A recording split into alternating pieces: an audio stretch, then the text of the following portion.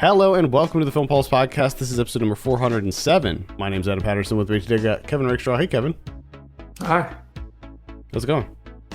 Yeah, it's all right. Did you get your second? You got your second shot, right? Oh man, yeah, I did. Did it? What was Nothing. the situation with that? You were okay? Nothing. That was last weekend, right? Yes, no side effects whatsoever. That's good. That's good. Good to hear. This week on the show, we'll be reviewing The Mitchells vs. the Machines, which is available on Netflix right now. We'll also be going over what we've been watching on the watch list and going over this week's new releases on VOD and Blu-ray. Thank you so much for joining us this week. Please remember to review us on iTunes if you get a moment. That would be super helpful.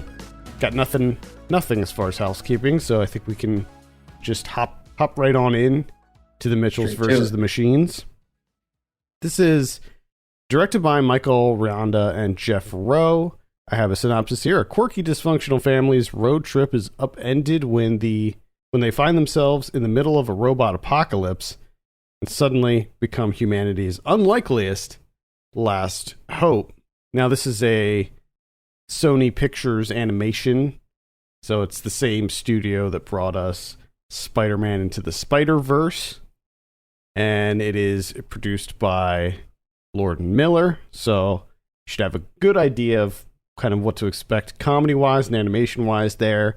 Mike Rianda and Jeff Rowe are two of the creative forces behind the show Gravity Falls, which was an excellent show, by the way. So that should also give you an idea of what to expect. Pretty robust voice cast here. We have Abby Jacobson, Danny McBride, Maya Rudolph, Eric Andre, Olivia Colman, Fred Armisen, Beck Bennett, Chrissy Teigen, John Legend, Charlene Yee.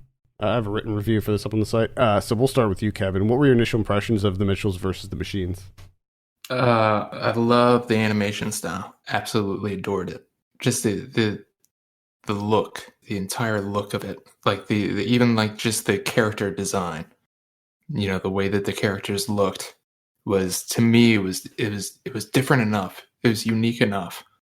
It wasn't, kind of nowadays it seems like a lot of animation is, within like 2 or 3 camps, really. Yeah. And that's about it.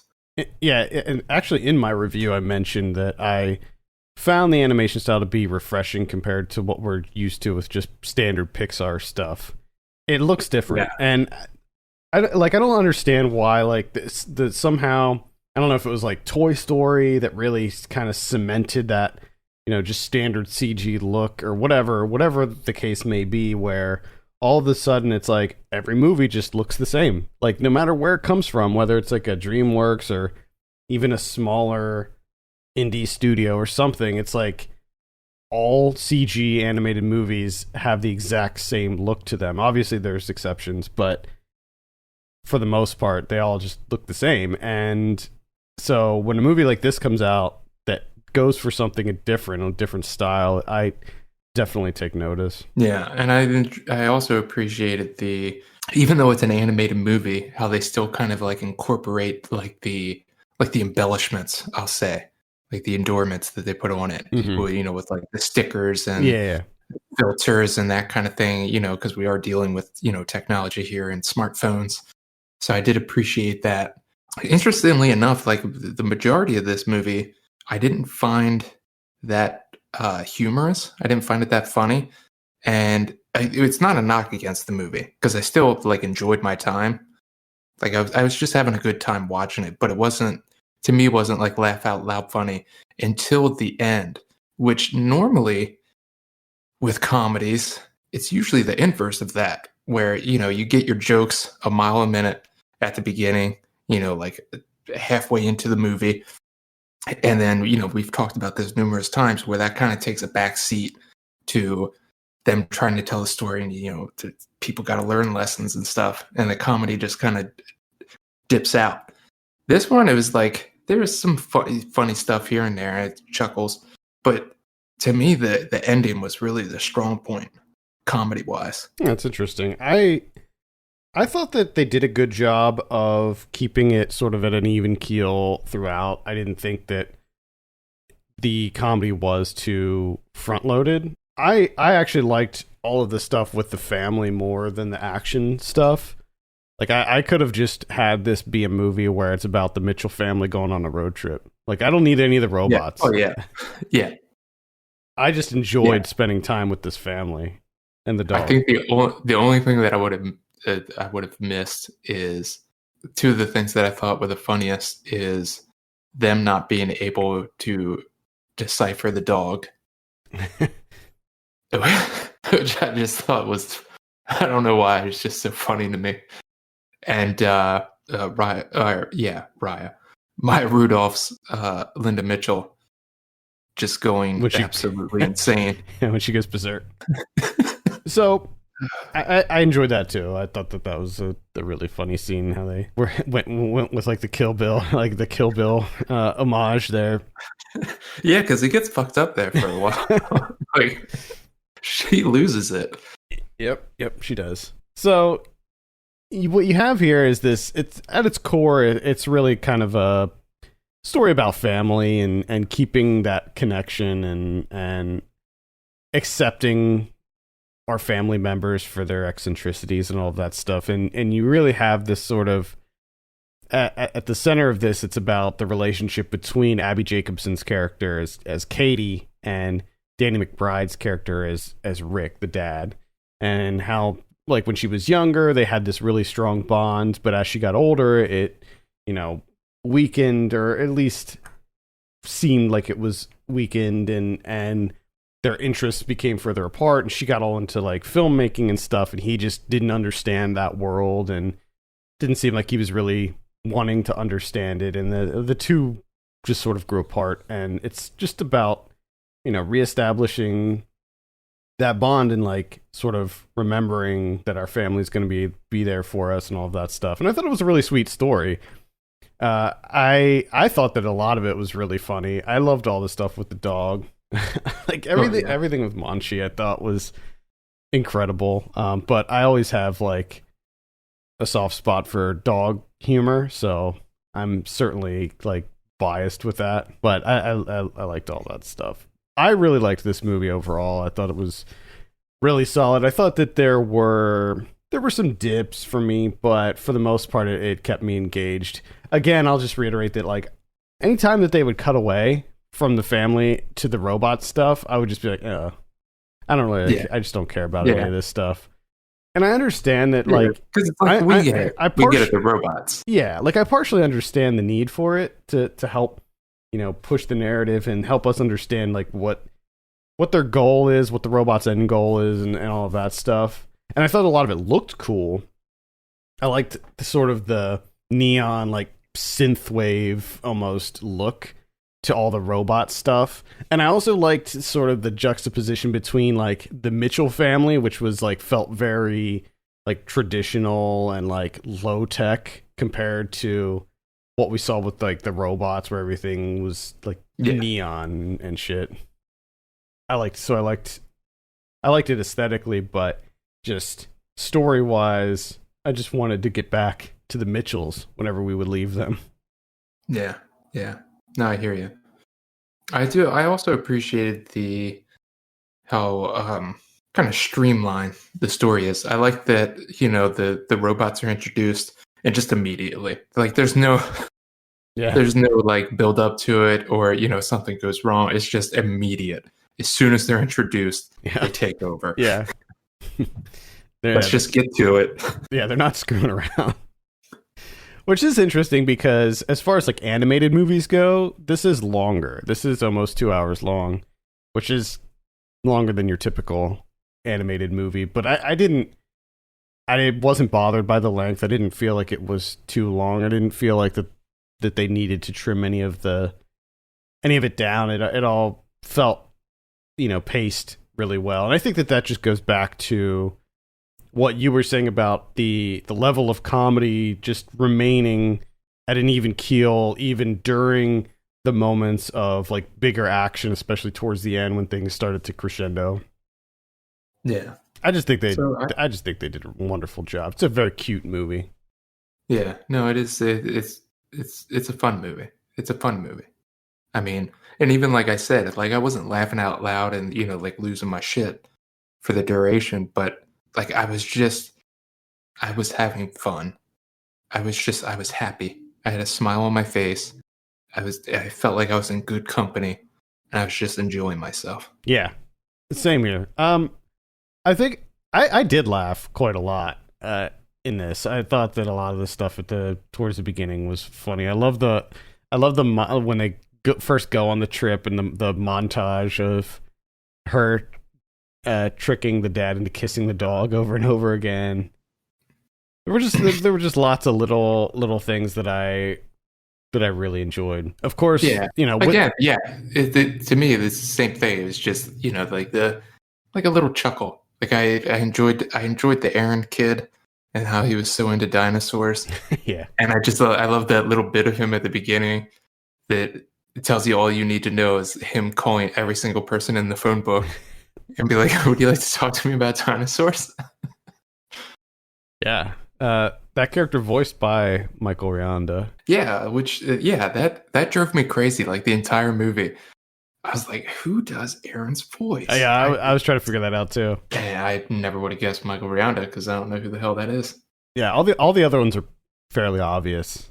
I think I liked Fred Armisen and Beck Bennett as the robots, Eric and Deborah. I thought that they were really funny, especially Beck Bennett. I think that Beck Bennett in that type of character, I think he's really good. I like Beck Bennett and everything though.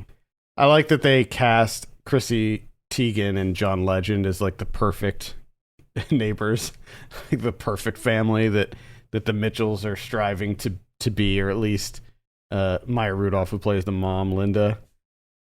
Thought that was some funny casting. But overall, I thought I had a really good time with it. I think it's really good. I feel like it's been a long time since I saw like a really great like family comedy, and especially like an animated one. Like I didn't see any good animated comedies last year, like done. So this was like a real treat for me. And it's definitely my kind of humor too. Like it is the type of movie that I think kids can enjoy, but I think adults can take a lot away from it as well, especially adults who have like kids who are getting older and getting ready to go off to college and stuff like that. I imagine that there would be something very resonant with that crowd. And I just like the Lord and Miller style of humor, and I think that this movie has that in spades. So I just remembered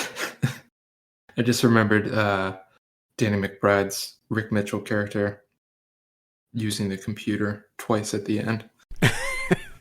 It's just especially that last one where it turns into like a horror movie. Yeah. He says like, it took me 28 minutes and a lot of tears, but I got it done. Yeah, it was great. Yeah, I think there's a lot of really, really great little one-liners and things like that in here that were really funny. Also, props to them for just casually having a gay main character without even making a thing of it. Yeah, making it a big deal. I didn't even, I was going to write about that in my review, but I decided, you know what, I'm not even going to acknowledge it, because I think that it's something that doesn't need to be acknowledged anymore. Yeah, and I know that I'm doing it right now, but yeah. But I'm totally contradicting myself, but it does seem like we're moving in that direction. Yeah, I think it's great that it's like this movie takes, I think, a step forward in normalizing that, where it's not like, whoa, like it's just nothing. It's just a natural thing, and I really liked how they did that. So kudos to them. The Mitchells versus the Machines. It's on Netflix. Definitely check it out. Let's go ahead and give it a score. I think I gave it an 8 out of 10 in my review. Ooh. I think, I'm close to that. I'm like a 7.5. There you go. Check it out. If for no other reason, Monchi, the pug, who can't make his eyes go straight, which I loved that scene, by the way, where she was trying to get him to make his eyes go straight. And he was really struggling. Goddamn dog. Love it. Love the dog. All right. Let's talk about some of what we've been watching I think it's my turn this week. Hit me. I saw Tom Clancy's Without Remorse. This is on Amazon Prime. This is directed by Stefano Sollima. This is it's the guy who did the Sicario 2 movie, which I didn't see. I know you saw that, if I remember correctly. Yes, I did. Saw it in the theaters. Nice. This movie's boring. I saw it Friday, and I forgot almost everything about it already. Nice. It's just a super generic political thriller, just like what you might expect from a Tom Clancy movie, but there's just nothing about it that is like even remotely memorable. Like Michael B. Jordan he's a good actor. I like him a lot, and I think that he has what it takes to be an action star. But he just didn't have a whole lot to work with here. I mean, at the end of the day, what you have here is a very typical sort of by the numbers revenge thriller that just takes place in, in the world of the CIA and special forces and all of that stuff. Michael B. Jordan plays this like Navy SEAL who carries out this mission and kills someone, and in retaliation, this group comes to the US and starts killing off everybody in his team and their families. So, oh, damn. Yeah. So what ends up happening is that Michael B. Jordan's character gets shot and his wife and unborn child get murdered. Wow. And he, as the title suggests, turns into this remorseless killer and, fucks a lot of people up in, as he's going out to get revenge. And there's a couple notable scenes in it. There's this one like really crazy scene when he goes after this guy and like catches the guy's car on fire and stuff, and that's a really great scene. There's another really great scene where after he gets arrested for doing that, he takes on a bunch of people in prison, which is cool. Other than that, it's very, very generic. And not very good, unfortunately. So I can't really recommend it. Jamie Bell is in it too. He plays sort of the antagonist in a way. Like he's this like CIA guy who seems like he knows more than what he's leading on, and he might be a bad guy, but whatever. It's it's just not very good. So I can't recommend Without Remorse. Mm-hmm. Well, I have a movie that I can recommend. Uh-oh. Yeah. And that's Marlene Gorse's A Question of Silence from 1982. This is, if you know the feminist film journal, Another Gaze, they have started like their own streaming service. But it's not really like a streaming service like, you would expect, like Arrow or something along those lines. They just do like really distinct like film programs. So they might do like 5 short films all around, like one theme. And it's available for like a week or 2 weeks, something along those lines. But they also pack it up with tons of translations, subtitles translations. You got tons of essays, all sorts of stuff, all in this like program. So they put out this movie, A Question of Silence, from 1982. This is absolutely phenomenal. You're introduced to 3 women that don't know each other, never met each other, except for one day where they're shopping at this like little boutique, and the one woman is caught shoplifting by the guy that like runs the place. And then these 3 women kind of gang up and beat the shit out of him and kill him. And there's some other people there, other women there that are watching. And they don't say anything. They don't do anything. They don't intervene. And they don't go to the police. It's as if they were never there. So you're introduced to these 3 women in the beginning of the movie. They're all 3 getting picked up by the police for the crime that they committed. And the whole gist of it really is another woman comes in as a psychiatrist, and it's her job to essentially interview the 3 women and decide if they are competent enough to stand trial or, are they insane?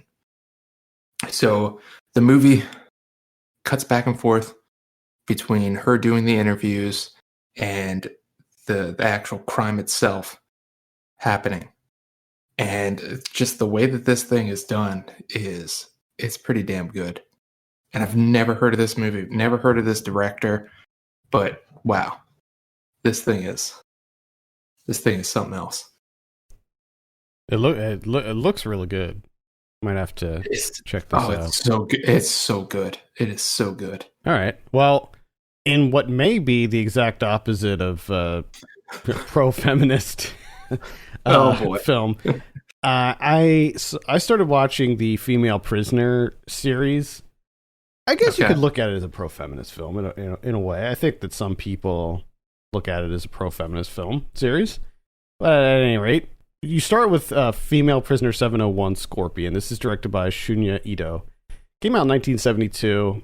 It is sort of, on the surface, you see it as this sort of exploitation. It's a women in prison film. You know, these were popular in the 70s.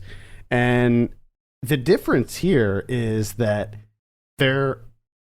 it's so artfully shot, and there's so many very artistic sequences in this that it definitely elevates this series above what you might expect from a typical women in prison film. It's so at its core, it's about this woman who is she starts dating a cop, and the cop convinces her, he's like a narcotics officer, and he convinces her to help him on a sting operation where she has to go undercover into this like Yakuza club and try to get them to like sell her drugs or something. But they end up, I guess, figuring out that she's working with the cops like immediately, like as soon as she walks in, and they sexually assault her, and then the cops come in and they bust them all for drugs and for rape. And it turns out that the cop was just using her to get that extra rape charge added on because he knew that they were going to do that. So he completely set her up, and she loses it, tries to kill him, and then ends up in prison. She doesn't succeed. While she's in prison, things get very bad for her because she knows that they set her up, and she didn't like give them up or anything. So these crooked cops decide that she needs to go. So they end up hiring this other woman in the prison to kill her. So there's all these people like going after her, and then she escapes and it gets caught and thrown back in, and all of the other women get punished. So like basically everybody's out to get her, and she just perseveres through it all. And in the same year, you had the sequel come out, which was called Female Prisoner Scorpion Jailhouse 41, which continues the series. It's the same director, same cast, and it kind of just continues on from there. And then the third one in the series is called Female Prisoner Scorpion Beast Stable. And this one, which is the end of the initial trilogy, the series continues on after that, but this is like the main trilogy with the same director, Shunya Ito, and Maiko Kaji as the main character. You may know her from the Lady Snowblood movies. She's great. Mm-hmm. The third one is even crazier. And the thing is, like, you see these movies, you see the first one, you're like, wow, that was not what I expected. And then when you go to watch the second one, you're like, oh, there's no way that it can like be on the same level as the first one. The first one was just such a far departure from what we'd expect from a low budget exploitation film. And then the second one is even more like art house, and it has all these like weird, like surreal elements to it, where there's like these like dream sequences and all kinds of really weird imagery and like crazy camera angles and like experimental cinematography and stuff.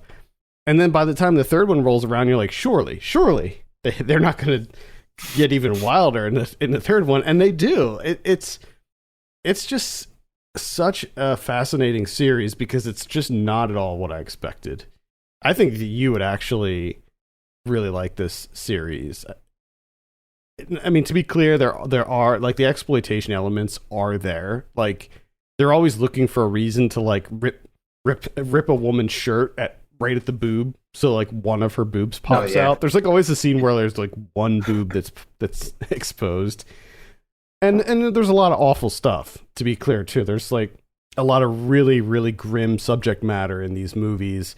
I mean, because they were released in the early 70s, it's not like super graphic or anything, but it's still pretty rough. And so there are those elements, to be clear, but the way that they're presented and a lot of, like, as I said, the cinematography and the some of the crazy sequences, like the one like some of the scenes are like set on like a sound stage where you have like these revolving sets and stuff, and there's this like theater quality to it. It's so wild, man. Like it is not anything like what you would expect at all. So at any rate, I can definitely recommend at least the first 3 female prisoner Scorpion movies. They are all on Shudder. I'm sorry. Yes, they are all on Shudder. And there's more than that on Shudder too. I don't know. There's like 4 or 5 of them on Shudder. So definitely recommend that series. All right. I watched Black Bear, Lawrence Michael Levine, Black Bear with Aubrey Plaza. I was interested in this. Yeah. So in a lot of ways, it just feels like him kind of redoing his wife's movie Green, but also making it a movie about making movies. And it is once again, although he's not in it, right? But we've talked about this before. Pretty much any movie that he directed or his wife has directed, for some reason, like a main component of it is him and 2 women fighting over him. Just like hysterical, fighting over him like he's just the greatest thing on earth. And here, the Lawrence Michael Levine stand-in is played by Christopher Abbott, and that's what it is. It's Aubrey Plaza and Sarah Gadon just fighting over him, even though he has like nothing to offer, and it's really annoying. And it's one of those things now that after watching Black Bear, I'm just like, you know what?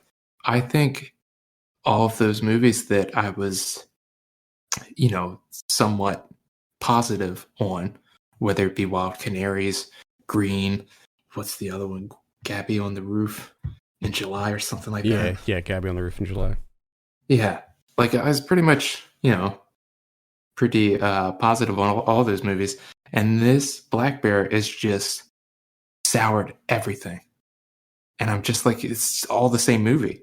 You just make the same movie all the time. What the fuck is wrong with you? I don't. They're like, and I know movies aren't representative of their life in a lot of ways, but it seems like there's something there. And it's just weird, and I don't like it anymore. Well, isn't this one like even more directly about making movies too? Isn't like Aubrey Plaza she's like an actor or a filmmaker or something? It's weird because it's cut up in 2 parts. The first part is Aubrey Plaza plays a director. She goes to this Airbnb that Christopher Abbott and Sarah Gadon are running, like in this like remote place out in the Adirondacks. And she's there to write a movie, and she's kind of like fucking with them, and it just completely fucks up their relationship. And then it cuts, and the second part starts. Aubrey Plaza is now playing in a movie pretty much based off of the first part. Christopher Abbott is the director. Those 2 are married, and Sarah Gadon is the other lead. And Christopher Abbott is manipulating his wife, played by Aubrey Plaza, to get, quote unquote, a good performance. So it plays into that kind of aspect too, of like the shitty director manipulating people and treating them poorly to get like great performances out of them. But like in both aspects, and a lot of the other movies that he's directed or Sylvia Tsakal's directed, is 2 women hysterically fighting over him, essentially. And it's just at this point, like 6 movies deep, it's like, okay, this is stupid. Like, there's not another word for it. It's just dumb. I don't want a part of it. Yeah. Come up with something else, for Christ's sake. I still like 12 Canaries. I like that, but even that's just a ripoff of Woody Allen. I mean, he completely ripped. Yeah, 100%. I mean, we even talked about that back when that came out. And then he's got to inject that too.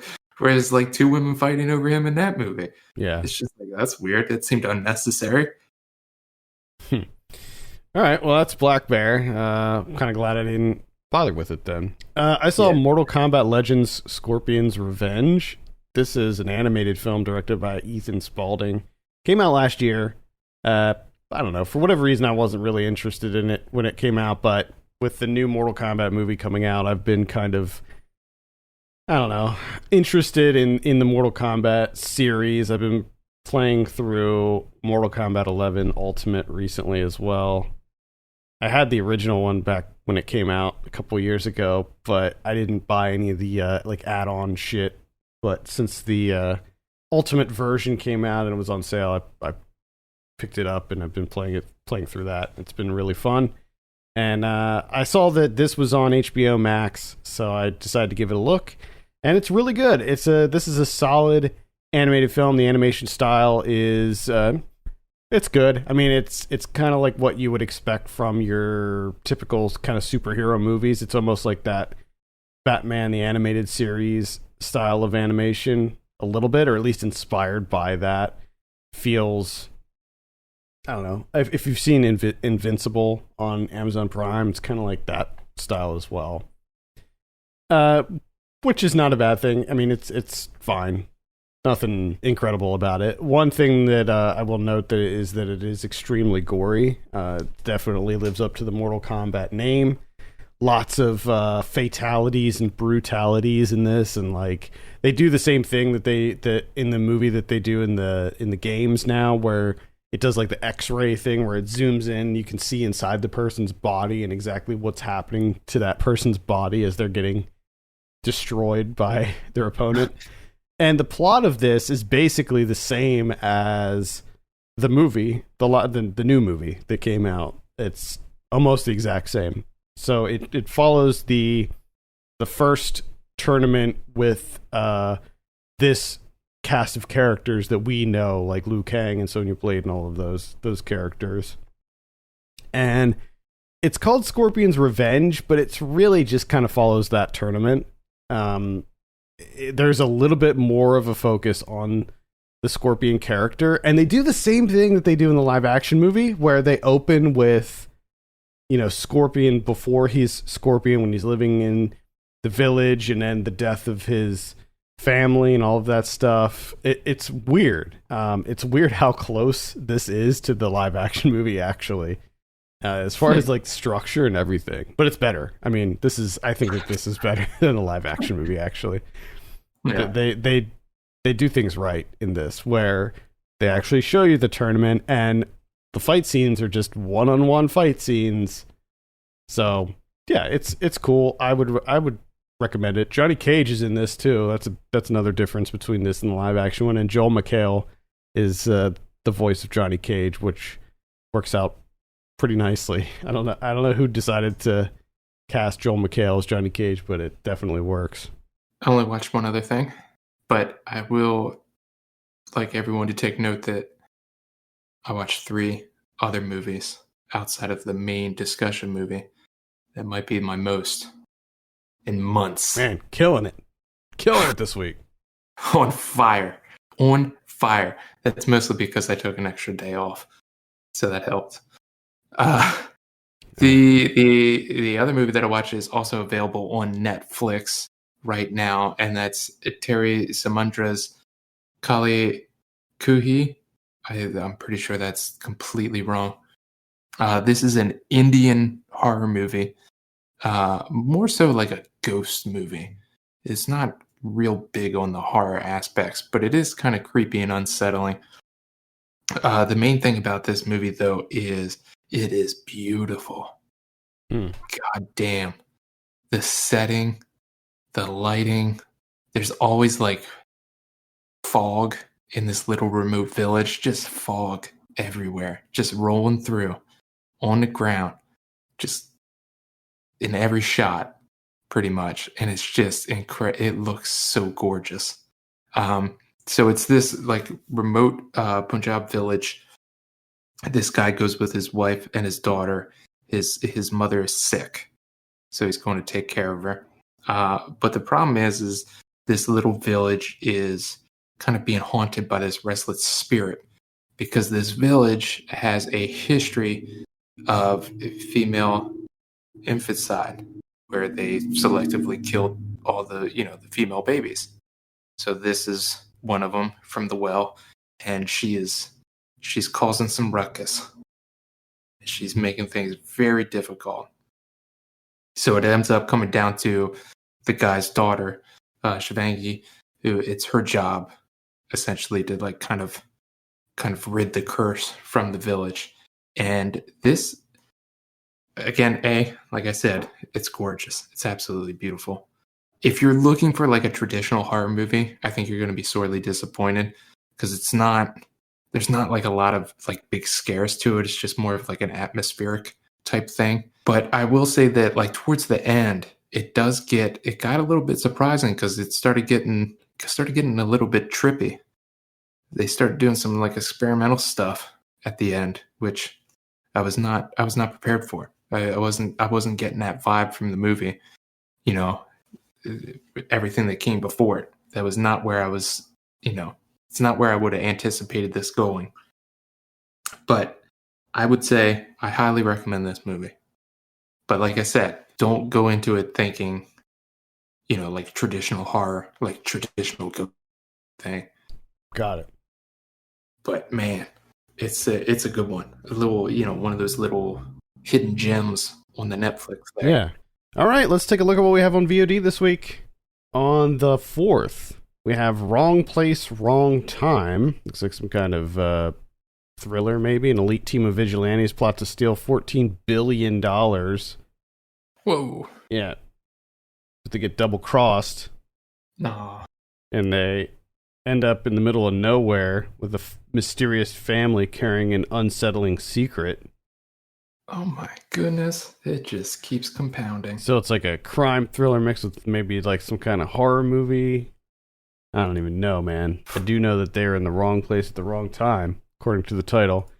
We also have Cerebrum to make men's eat. To make ends meet, Tom signs on as a guinea pig at a home-based lab. Okay, well, there's your first issue. Why would you sign on to be a guinea pig at a home-based lab? That's a red flag right there. Mm-hmm.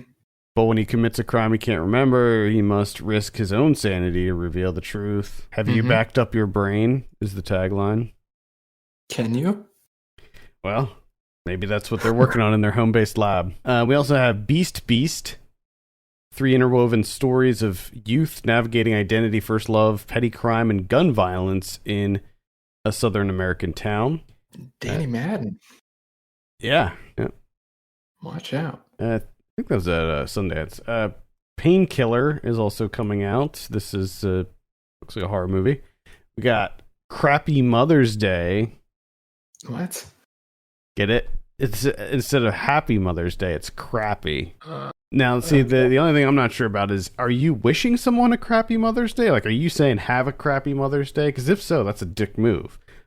Mm-hmm. Or are you saying that you are a mother and you're having a crappy Mother's Day? Yeah, but maybe that person's mother's trash. So, Yeah, so there's some hostility there. I see. Either way, this is 3 generations of women attempt to celebrate Mother's Day, but things go sour from the start. There you go. That answers your question. Mm-hmm. We have, on the 7th, Street Gang, How We Got to Sesame Street. That's the documentary about Sesame Street. That's in theaters right now, by the way. Looks good. I mean, if you're into that, usually those Sesame Street docs are pretty good. We've got Monster on Netflix. This is tells the story of Steve Harmon, a 17-year-old honor student whose world comes crashing down when he is charged with a felony murder. Okay. Looks pretty intense. We got Emily at the Edge of Chaos. This is a virtual theatrical release. It's about Emily Levine's live performance. This was like recorded before she died. Okay. Not for me. We got Milestone on Netflix. This is a poignant film that follows the story of a recently bereaved middle-aged truck driver. Looks a little heavy. We got Silo coming out. That's a virtual theatrical release. That's about a guy who gets stuck in a grain silo. Oh my God, could you fucking imagine? No. That'd be awful. Oh, I mean, apparently it's actually a really common thing, and it happens every year. It happens to people every year where they get stuck in grain silos. A lot of people drown in them, unfortunately. Yeah, which makes you think, like, someone's got to come up with something, like some sort of safety. Yeah, like a button or something that opens to do something. You gotta save these people, because can you imagine dying in a grain silo? Drowning in corn? you drown in corn or grain, I guess. Any kind of item. Whatever it is, it's awful. And you're gonna drown in it. This specific movie is a corn silo. Fucking corn. Are you kidding me? Oh. Yeah. Let's see. We got 15 things you didn't know about Bigfoot. Number 1 will blow your mind. We talked about this like a week or two ago about awful titles. This is it used to be called The Vice Guide to Bigfoot, but something happened. Something happened with this, and I have a feeling that if you watch this movie, that all of the mentions of Vice and everything will be scrubbed out. In fact, I'm kind of like curious to watch it to see if it's actually not a bad movie. It has some interesting. It takes some really interesting turns that you don't necessarily expect. There's more to it than just Bigfoot. Let's put it that way. We also have Initiation. This is a Saban Films release. So take that for what it's worth. Looks like there's like a murder involved, a spree of sinister social media messages sweeping the students during university's pledge week. Oh, just too many S's. I don't like that alliteration. We have The Unthinkable. This is a Swedish disaster movie. It looks like it's about like an alien invasion. Ooh. This comes at a great time because my dad is visiting this week. Big. And he loves, I've said it before, he loves disaster movies, so I think we'll be renting this one. Why does it seem like parents love disaster movies? Because it seems like that's parents. That's a parent thing. Parents just love disaster movies. I don't know what it is. Also on the 7th, we have The Paper Tigers. This is one that I think both of us can definitely recommend. It's an action comedy. Hell yeah. Highly recommend that one. We have The Boy from Medellin. This is on Amazon Prime. It's a rock doc, I believe, about some singer. That looks like that's about it for VOD. Let's take a look at what we have on Blu-ray. This is on May 4th. We have Speed coming out in 4K. We've got The Black Cauldron from 1985. I kind of forgot about that movie. We have Big Fish coming out in 4K. The Hot Spot from 1990. Speed is also getting some kind of steelbook version. Kind of cool looking. I've got Judas and the Black Priest. Jesus Christ. Judas and the Black Messiah coming out. Got The Little Things. CB4, the movie from 1993. Yeah. That's a good one. I haven't seen that movie in so long, and the last time I saw it was when it was on TV, so I think I need to revisit that. Yeah. We have Vanilla Ice in Cool as Ice from 1991. I never saw that, but I have a morbid curiosity. Understandable. Sweet Liberty from 1986. Valiant from 2005. It's a animated movie. It looks like about pigeons. Maybe it's like they're carrier pigeons or something. Got MacGruber, The Last Married Couple in America from 1980. Let's see what else we got here. Hellfighters from 1968 starring John Wayne. The Virtuoso, which came out on VOD this past week. A Ghost Waits. Arrow is putting that out. You saw that. You talked about that a couple weeks ago, didn't you? Yeah, like a month ago. It was all right. Looks like there's some kind of Ken Burns documentary called Hemingway. FTA from 1971. That just got a remaster. Wages of Sin from 1966. For the Sake of Vicious. MC Escher. Journey to Infinity. And looks like Dirty Dancing is getting a steelbook. What do we have on Criterion this week? We got one, and that's Trances, the Moroccan movie from 1981. Kind of a concert movie, like an experimental concert movie / documentary type thing. This was a part of, I think, the first Martin Scorsese's World Cinema Project box set that Criterion put out, and it's just now getting its own release with like a new box art and stuff. But the special features are pretty limited. Got it. Okay. All right, I think that's going to do it for this week. Thank you so much for listening. You can send us your questions and topics to podcast@filmpulse.net. You can follow us on Twitter @filmpulse.net and @filmpulsekevin. And if you have a moment, consider reviewing us on iTunes. We'd appreciate that very much. For Kevin Rakestraw, my name's Adam Patterson. We'll see you next week.